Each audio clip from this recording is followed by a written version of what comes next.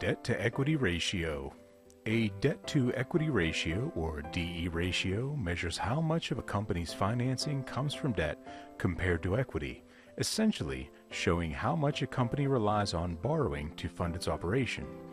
A good goal is typically a lower DE ratio, indicating less reliance on debt and a more conservative financial structure, though the ideal ratio varies depending on the industry and company circumstances. Key points about the debt-to-equity ratio: what it measures, the proportion of a company's total liabilities or debt relative to its shareholder equity, how to calculate, divide a company's total liabilities by its shareholder equity. Interpretation: high debt-to-equity ratio indicates a company heavily relies on debt financing, which can be risky for investors as it means higher interest payments and potential financial instability if cash flow weakens.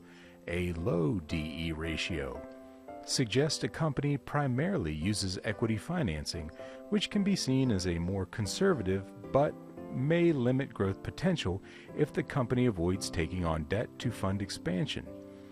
Example with solution: Company A, total liabilities $50 million, shareholder equity $100 million.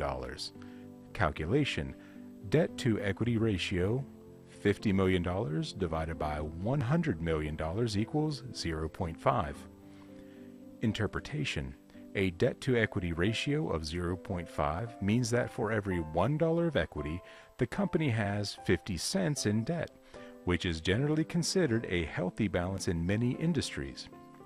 Important considerations: industry comparisons. A good debt-to-equity ratio varies depending on the industry. For example, utility companies may have a higher acceptable DE ratio compared to technology companies due to their capital-intensive nature. Company growth stage.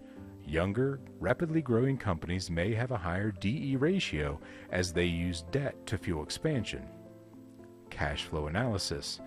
Even with a seemingly healthy debt-to-equity ratio, it's important to consider a company's ability to service its debt obligations through its cash flow.